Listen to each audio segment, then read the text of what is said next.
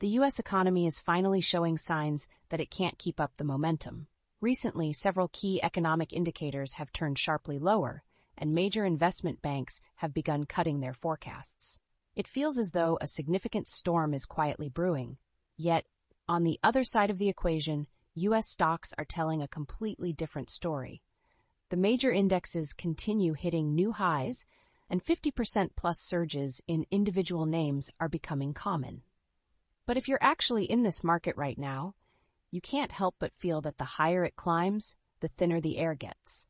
We're seeing a lot of strange contradictions in the current market. That's why today we're going to break it all down. Why can the stock market hit record highs even as the economy weakens? Why do company share prices diverge so sharply during earnings season? Why might the biggest risk for the U.S. economy come in the second half of the year, while also presenting a once-in-a-lifetime opportunity? Behind these contradictions lies one clear investment logic. If you understand it, you can navigate both the risks and opportunities in the second half with confidence. Let's start with recession concerns. Recently, fears of a U.S. recession have returned. Some chief economists now say the U.S. economy is on the brink of recession, and one report puts the probability at 60%. Last Friday's market drop reflected this sentiment, triggered by an unusual jobs report. July's non-farm payrolls increased by just 30,000, far below the 104,000 expected. Almost all the job gains came from healthcare, a sector less sensitive to economic cycles, while most economically sensitive industries showed job declines. That's a warning sign that the economy is under strain. Even more concerning, May and June job gains were sharply revised lower, from 147,000 to just 19,000 in May, and from 250,000 to about 40,000 in June. Taken together, the last 2 months have been essentially flat, the weakest in years. Historically, such deep revisions tend to occur during or right before a recession. However, other labor market data paint a different picture.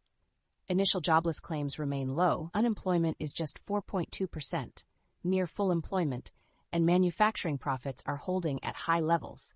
This suggests companies have slowed hiring but are not laying off workers. One explanation is uncertainty.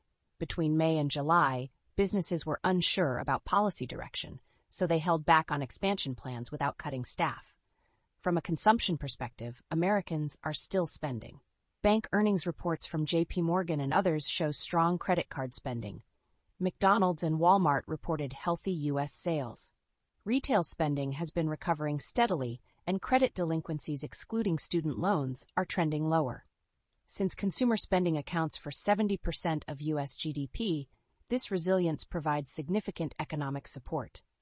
But we can't ignore the negatives. Both manufacturing and services PMI indices have been deteriorating over the past 6 months. Manufacturing PMI is below 50, indicating contraction. Inflation is another concern, especially due to tariffs. Tariff effects are often delayed because companies stockpile inventory in advance, but those inventories are now running down, and on August 7th, the administration announced new punitive tariffs on over 90 countries. This could accelerate price increases in the coming months, with the PCE inflation rate potentially rising to 0.4% and staying elevated for 2 to 3 months. Even so, I believe a recession remains unlikely in the short term. Tariff-driven inflation is a one-off effect, not a sustained trend, and the Fed has indicated it won't alter monetary policy because of it. The economy still has distance before reaching recession territory, and the Fed retains tools to stimulate growth if needed. Fiscal measures, including deregulation, could also provide a boost. That said, short-term pullbacks are possible if macro risks collide with an overheated market. If weaker economic data or rising inflation spook investors, a drop of 8 to 10% wouldn't be surprising. For long-term investors, such pullbacks could present attractive entry points. Now, let's turn to opportunities. The second quarter earnings season was remarkable.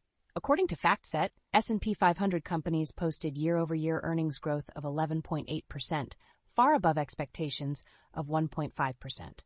That's impressive given the current economic backdrop. What's driving this strength? In a word, AI. Microsoft's cloud revenue growth accelerated to a 5-year high thanks to AI-driven demand.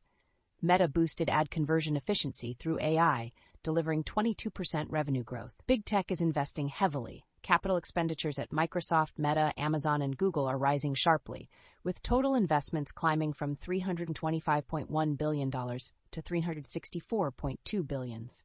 These companies aren't spending blindly. They see clear returns. And it's not just the tech giants. Palantir's revenue grew 48%, far above its prior 29% target, with U.S. commercial revenue up 93%. E-commerce infrastructure platforms have reported better-than-expected earnings by streamlining onboarding, enhancing shopping experiences, and automating marketing. AI-driven gains are also showing up in industries like insurance, gaming, and cloud networking. The contrast is clear. Companies leveraging AI are outperforming, while those without it, especially in tariff-sensitive or cyclical sectors, are lagging. This has become a key driver of market performance. Companies delivering strong earnings tied to AI adoption are being rewarded with 30% plus stock gains, while underperformers face sharp declines, averaging 5.62% this season, well above the 5-year average drop. Looking forward, AI adoption still has vast room to grow. Even after 3 years of large model hype, fewer than 10% of U.S. companies are using AI in practice.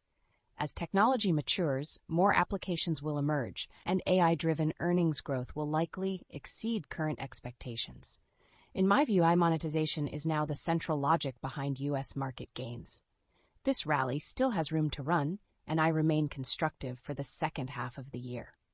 My approach is to stay invested in AI-related names, including both foundational players like Microsoft and Meta and promising application layer companies. One more angle worth watching is economically sensitive companies that are currently under pressure but could rebound strongly in a recovery, particularly if they integrate AI into their operations.